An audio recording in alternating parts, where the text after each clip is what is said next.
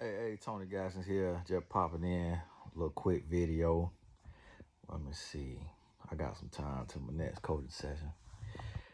My wife, she listening while she cleaning and stuff. She listened to all the Dateline stuff and all of that. And the day she was telling me about the case where this man, I think he had got on online dating, and he was meeting these different women.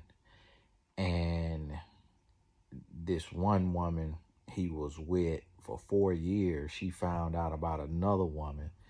She called that woman, and that woman said she been with him for 2.5 years. And she like, whoa, what's going on?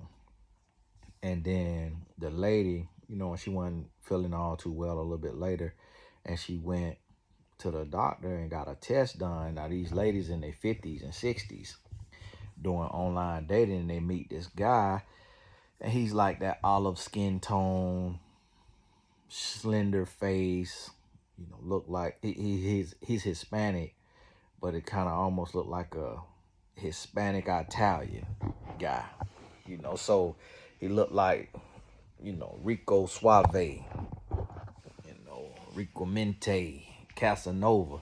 And then here's these older women that they older than him, so they flattered. They like, man, guys who look like this normally dating down, like dating younger, not dating down, but dating younger. And because he could get, one of these young women that want a mature man or want a man with some money, what he doing trying to holler at me? So get these women. He talking to them. They don't know about each other. And next thing you know, the lady, she go to the doctor, get her a little checkup, bite her a little off. Doctor say, okay, we got your results. Can you take a seat? We gonna talk to you about this. She say, yeah, all right. Take the seat. Doctor said, well, she said, did the herpes come back positive or whatever? Doctor say, yeah, you got herpes, but that's not all.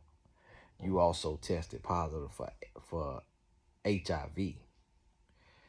She said, what in the world? Call the other lady. Hey, you might need to go get tested. The 2.5 year lady, call her. You might need to go get tested. That lady go get tested. She got HIV. Come to find out, it's 23 women that Rico Mente, Rico Suave, then gave HIV, and a couple of the ladies, they were under the T cell count. I think is how my wife said it, and they HIV had then advanced to AIDS. And that hit me hard, and that's what made me think that this the importance of doing it God's way. Because a lot of times, we look at sex and it's so casually done. Just like, oh, I'm grown, I'm going to do what I want to do. Or I'm grown, I'm in this relationship, I'm going to do what I want to do. These women were too old to have children. So their focus was, are you clean? Have you gotten tested? And he took and brought them a test, but it was a fake test that said he was clean. But it's like, you get to a point to where we now about at a point to where either you got to wear protection all the time, or you got to go to the doctor together, and you got to get this person to sign off to say to you, to let the doctor know that you able to be in the room with them when they get their results. And it's like, if we in this thing together and this is love and we getting married, ain't no problem with that.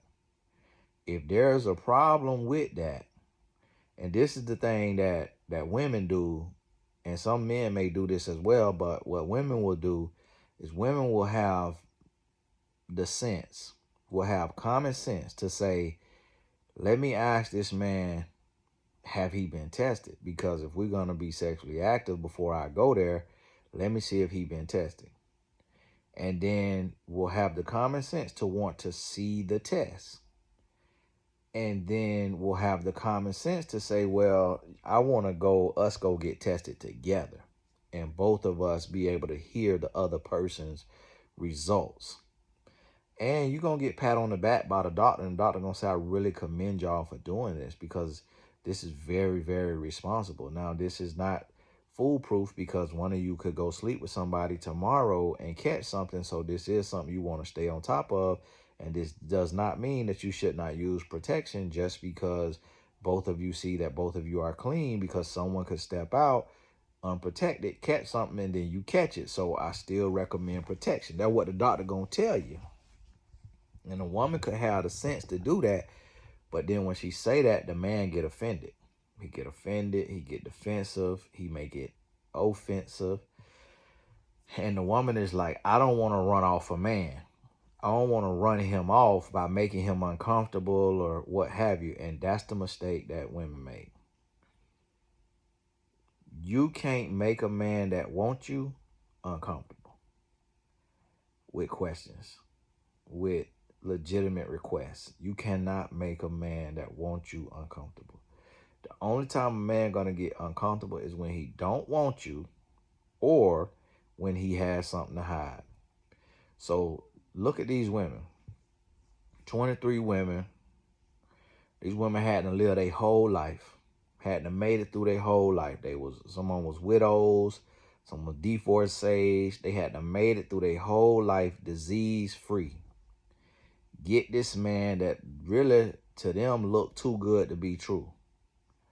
And that's why I try to tell y'all too, a lot of times when it looked too good to be true, it is. And you got to think about it like, okay, if this is not somebody that I have always, this type of look, this type of person, if this is not somebody, the type of person I've always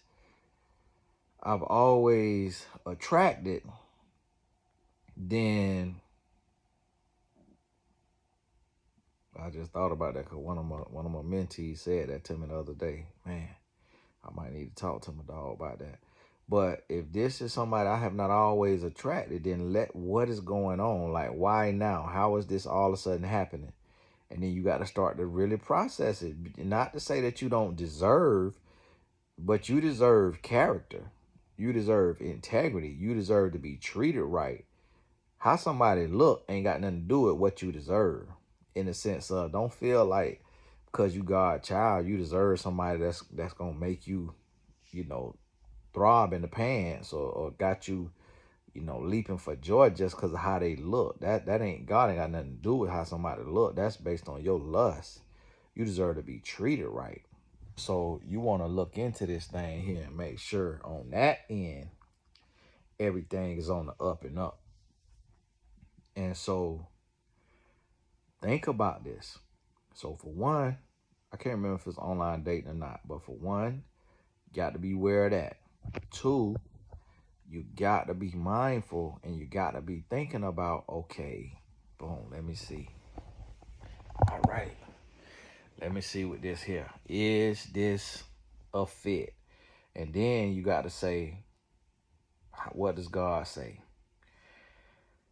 You can't get weary in well doing, because God gonna deliver to you what you need, what you deserve, what you want in due time.